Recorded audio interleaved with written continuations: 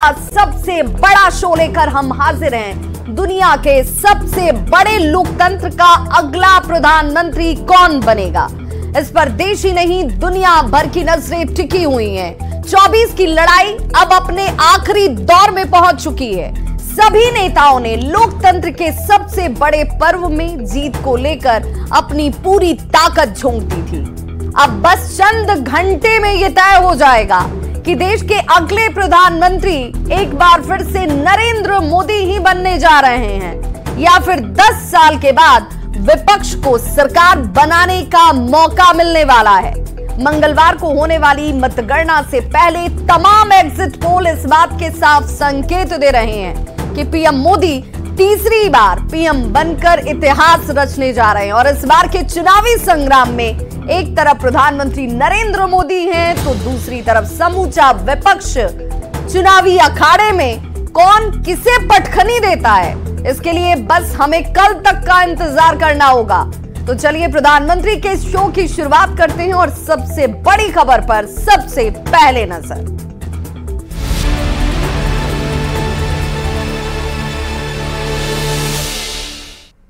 तो 2024 के लोकसभा चुनाव की काउंटिंग से एक दिन पहले देश के मुख्य चुनाव आयुक्त ने प्रेस कॉन्फ्रेंस किया।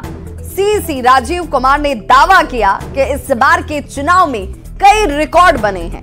महिला वोटर ने पूरी दुनिया में सबसे ज्यादा वोटिंग कर अनूठा रिकॉर्ड बना दिया, जिसे चुनाव आयोग के सभी अधिकारियों ने खड़े होकर धन्यवाद दिया।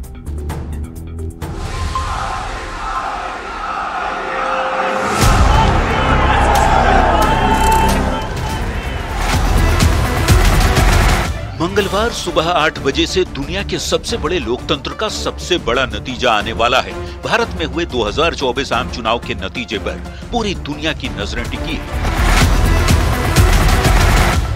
नरेंद्र मोदी अब तक के तमाम एग्जिट पोल के मुताबिक लगातार तीसरी बार प्रधानमंत्री बनने जा रहे हैं। लगातार जीत की हैट्रिक बनाने वाले पीएम मोदी देश के पहले प्रधानमंत्री जवाहरलाल नेहरू के बाद ऐसा रिकॉर्ड बनाने वाले पहले पीएम बन सकते हैं।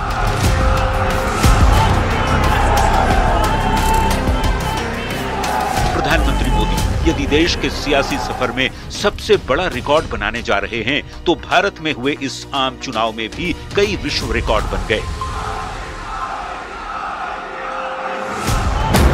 64 करोड़ से ज्यादा वोटर ने हिस्सा लिया। इतने वोटर G7 देशों के पॉपुलेशन से 1.5 गुना ज्यादा है। 1.5 करोड़ पोलिंग सिक्योरिटी पर्सनल तैनात किए गए थे। देश भर में 68,764 मॉनिटरिंग टीम की तैनाती की गई थी, जबकि सुरक्षा में 1,693 उड़नदस्ता भी तैनात किए गए थे। इन रिकॉर्ड्स की जानकारी देश के मुख्य निर्वाचन आयुक्त राजीव कुमार ने सोमवार को प्रेस कॉन्फ्रेंस कर सामने रखी।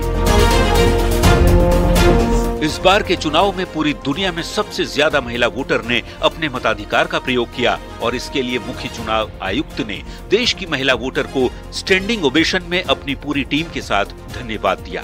There are 312 million proud women voters. This is also the highest ever in the world that we must cherish, we must celebrate, and we want to give them a standing ovation to all our voters. By this, I would ask all of you to join and hand.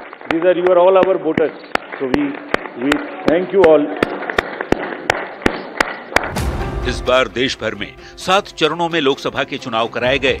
19 अप्रैल को पहला phase, 26 अप्रैल को दूसरा phase, 7 मई को तीसरा phase, 13 मई को चौथा phase, 20 मई को पांचवा, 25 मई को छठा और 1 जून को 7वें चरण की वोटिंग हुई। शनिवार 1 जून को हुए आखिरी फेज की वोटिंग के बाद अब सभी की नजरें मंगलवार को आने वाले नतीजे पर टिक गई है, जब दुनिया के सबसे बड़े लोकतंत्र का सबसे बड़ा नतीजा आएगा। Bureau report, news 18।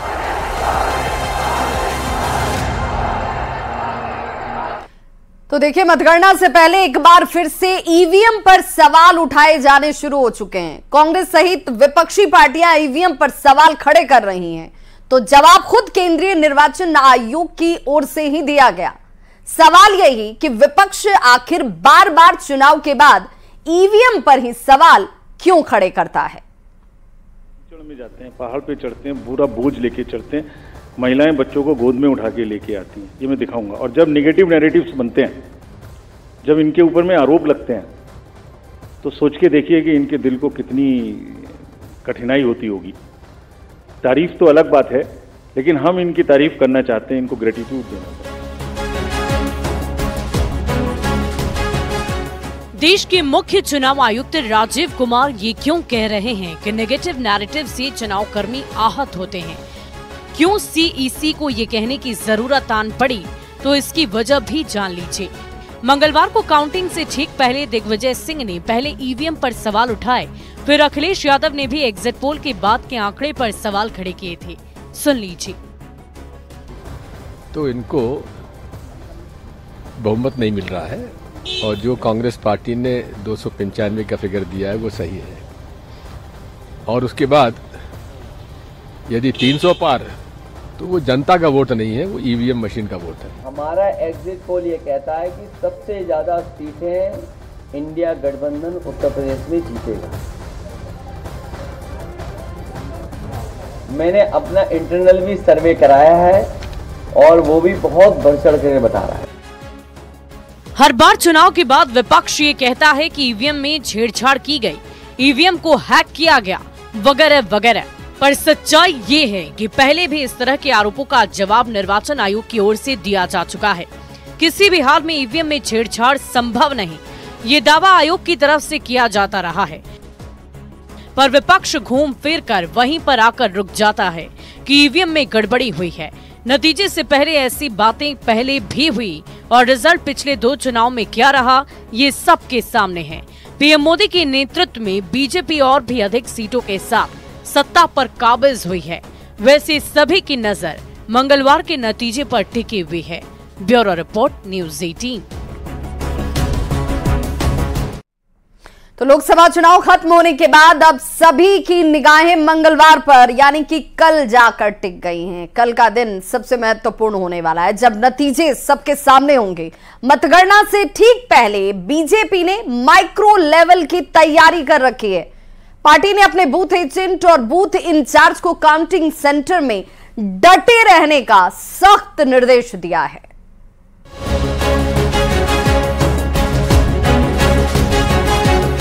देश का अगला प्रधानमंत्री कौन होगा, ये कल यानी 4 जून को तय हो जाएगा। लोकसभा चुनाव के सबसे आखिरी पड़ाव में कल मतगणना होगी, जिसकी तैयारी हर पार्टी कर रही है।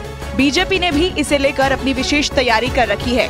4 जून को मतगणना के लिए बीजेपी ने बूथ इंचार्ज और काउंटिंग एजेंट को खास दिशा निर्देश दिए हैं। हर बूथ पर मौजूदगी सुनिश्चित करने की खास रणनीति बनाई गई है।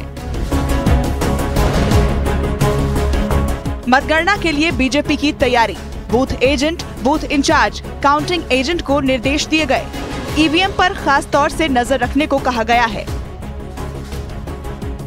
7 चरणों के चुनाव में बीजेपी की रणनीति विपक्ष के मुकाबले जबरदस्त नजर आई। अब मतगणना के दिन भी बीजेपी कोई कोर कसर नहीं छोड़ना चाहती। ईवीएम की सुरक्षा का मुद्दा सभी पार्टियों के लिए बेहद अहम है। ऐसे में बीजेपी ने भी इसके लिए खास तैयारी की है। मतगणना केंद्रों पर ईवीएम की सील चेक करने को कहा गया है। अगर ईवीएम का सील ठीक नहीं है या छेड़छाड़ का आभास होता है तो ऐसे में ईवीएम को लेकर आपत्ति दर्ज कराने को कहा गया है। हर ईवीएम के बीच एक सफेद कागज होता है। किसी ईवीएम में सफेद कागज नहीं है तो आपत्ति दर्ज कराने को कहा गया है। ये तो रही ईवीएम की सुरक्षा की बात। आपको बता दें कि 4 जून यानी जिस दिन मतगणना है उस दिन के लिए भी बीजेपी ने खास तैयारी कर रखी है। मतगणना के लिए बीजेपी की तैयारी, ईवीएम मशीन उम्मीदवारों और एजेंट के सामने ही खोले जाएं। फॉर्म 17C को देखें कि कितने वोट लिखे हैं और कितने वोट पड़े हैं।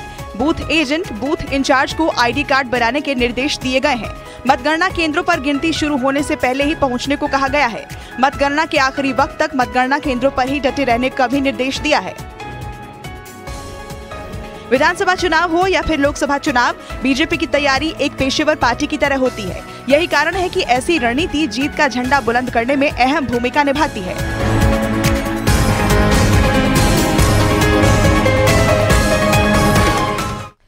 तो भारत में हुए लोकसभा चुनाव पर पूरी दुनिया की नजर टिकी हुई है। प्रधानमंत्री मोदी की सत्ता में तीसरी बार वापसी को लेकर विदेशी मीडिया के हवाले से क्या बयान सामने आ रहे हैं, इस रिपोर्ट के जरिए देखिए।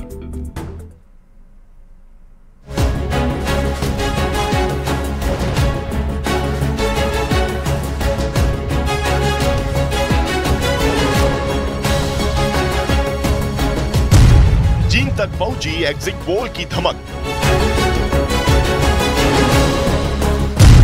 मोदी रिटर्न्स की संभावना पर चीन के मन की बात। पाकिस्तान में डर, चीन के बदले सुर।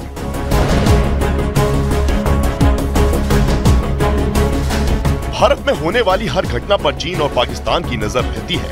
2024 के लोकसभा चुनावों को लेकर भी कुछ ऐसा ही कहा जा सकता है। सातों चरण के मतदान में वोटिंग पैटर्न किस ओर झुक रहा है, जनता किसे चुनने का मन बना रही है, मतदान की परसेंटेज क्या है, इन सब पर चीन और पाकिस्तान की नजरें टिकी थी।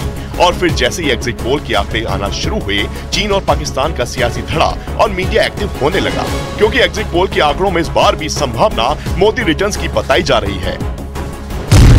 और यही वजह है कि चीन के सरकारी अखबार ग्लोबल टाइम्स में भारत चीन दोस्ती की संभावना जताई गई है। ग्लोबल टाइम्स में छपी रिपोर्ट में विशेषज्ञों के हवाले से कहा गया कि मोदी सरकार की हैट्रिक से भारत की विदेश नीति और कूटनीति और ज्यादा मजबूत होगी। ग्लोबल टाइम्स को चीन की कम्युनिस्ट पार्टी का मुखपत्र माना जाता है। कम्युनिस्ट पार्टी के रणनीतिकार जो बातें सार्वजनिक रूप से नहीं कह पाते, अक्सर उन्हें सरकारी मीडिया के जरिए पब्लिक डोमेन में रखा जाता है। ऐसे में ग्लोबल टाइम्स में जो कुछ लिखा गया है, उसे चीन की कम्युनिस्ट पार्टी से जोड़कर देखा जाता है। ग्लोबल टाइम्स ने एक लेख में लिखा है, एग्जिट पोल से पता चलता है कि भारत के प्रधानमंत्री नरेंद्र मोदी लगातार तीसरी बार सत्ता में आ सकते हैं। मोदी की सभी घरेलू और विदेशी नीतियां लगातार जारी रहेंगी, क्योंकि भारत की आर्थिक तरक्की को बढ़ावा देने वाली उनकी कोशिशों को जारी रखने की उम्मीद है। दरअसल 1 जून को 7वें चरण के मतदान के बाद देश की अलग अलग एजेंसियों ने एग्जिट पोल के डेटा को सार्वजनिक किया, जिसमें से ज्यादातर एग्जिट पोल मोदी सरकार की वापसी के संकेत दे रहे हैं। ये संकेत सिर्फ मोदी सरकार की वापसी के नहीं है, बल्कि उनके लगातार बढ़ते वैश्विक रुतबे की ओर भी इशारा कर रहे हैं। यही वजह है कि भारत के खिलाफ साजिशों को रचने वाला चीन मतभेद मिटाने की बात कर रहा है। विश्लेषकों ने द्विपक्षीय संबंधों को स्वस्थ और स्थिर विकास की राह पर वापस लाने, मतभेदों को दूर करने और खुले संचार को बनाए रखने के लिए भारत द्वारा चीन के साथ सहयोग करने के महत्व पर जोर दिया है। भारतीय मीडिया ने रविवार को बताया कि भारत की सत्ताधारी पार्टी बीजेपी की अगुवाई वाले एनडीए की 12 एग्जिट पोल में बड़ी जीत की भविष्यवाणी की गई है। इतना ही नहीं, ग्लोबल टाइम में विश्लेषकों का हवाला देते हुए लिखा गया है, विश्लेषकों ने कहा है कि अगर मोदी जीतते हैं, जो देश के पहले प्रधानमंत्री जवाहरलाल नेहरू के बाद लगातार तीसरी बार प्रधानमंत्री बनने वाले दूसरे नेता बन जाएंगे। मोदी की सभी घरेलू और विदेश नीतियों में मजबूत निरंतरता बनी रहने की उम्मीद है, जिसमें महत्वपूर्ण बदलाव होने की संभावना कम है। उधर चीन का पिछलग्गू पाकिस्तान मोदी रिटर्न्स की संभावनाओं से दहशत में है। पाकिस्तान के न्यूज़पेपर डॉन में भारत के एग्जिट पोल पर एक रिपोर्ट पब्लिश की गई, जिसमें लिखा गया है, भारत के लोकसभा चुनाव 2024 में बीजेपी और नरेंद्र मोदी की जीत का अनुमान लगाया है। ये आंकड़े सही नहीं हो सकते। एग्जिट पोल के आंकड़े गलत हैं। एग्जिट पोल के नतीजे अक्सर गलत साबित होते हैं। बस कुछ घंटों का इंतजार और बाकी है, जब लोकसभा चुनाव से जुड़े आंकड़े पूरी दुनिया के सामने होंगे। फिलहाल एग्जिट पोल के आंकड़ों ने ही चीन और पाकिस्तान में तूफान मचा रखा है। तो 2024 के लोकसभा चुनाव के बाद हुए तमाम एग्जिट पोल ने प्रधानमंत्री नरेंद्र मोदी की सत्ता में तीसरी बार वापसी की भविष्यवाणी की है। देश दुनिया में धमक बनाने वाले पीएम मोदी इस बार जीत की हैट्रिक लगाने के साथ देश के पहले पीएम पंडित जवाहरलाल नेहरू के रिकॉर्ड की बराबरी करते हुए सियासत की एक नई लकीर खींच सकते हैं। 400 पार, अब की बार लोकसभा चुनाव 2024 दुनिया के सबसे बड़े लोकतंत्र के सबसे बड़े चुनाव पर देश ही नहीं, दुनिया भर की नजरें हैं।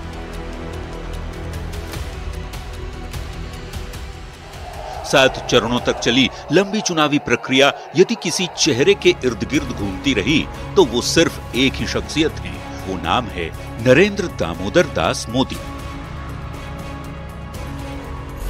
मेरा पल पल आपके नाम, 24/7 फॉर 2047।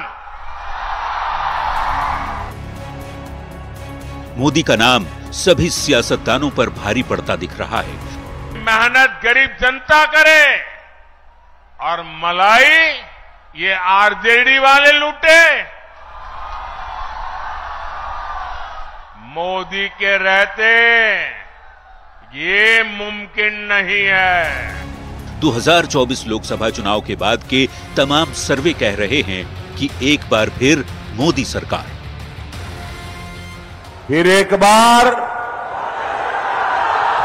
फिर एक बार, फिर एक बार, फिर एक। प्रधानमंत्री मोदी प्रचंड जीत के साथ अपने तीसरे कार्यकाल में वापसी कर पंडित नेहरू के बाद लगातार 3 चुनाव जीतने वाले देश के एकमात्र प्रधानमंत्री बनने जा रहे हैं। प्रधानमंत्री मोदी की इस प्रचंड जीत को सियासत के महानायक के शपथनामे से भी समझा जा सकता है।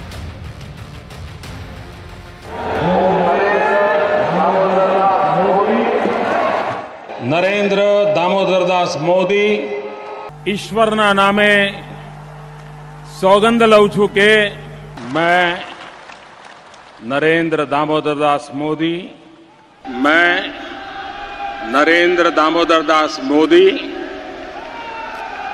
ईश्वर की शपथ लेता हूं। प्रधानमंत्री का नाम आते ही लोगों की जुबान पर बस एक ही नाम आता है, नरेंद्र दामोदर दास मोदी, जो अपनी इच्छा से, दृढ़ विश्वास से, अपनी जोश से, अपने जुनून से देश को एक धागे में पिरोकर आगे बढ़ाने में विश्वास रखते हैं। अथक परिश्रम से सियासत के सबसे बड़े कर्मयोगी का सफर जारी है। नरेंद्र मोदी देश के पहले ऐसे प्रधानमंत्री हैं जिनकी लोकप्रियता तीसरे टर्म में भी सबसे आगे है। भारत माता की, भारत माता की। तो खबरें लगातार जारी हैं। फिलहाल रुकना एक छोटे से अंतराल के लिए, फौरन होंगे वापस।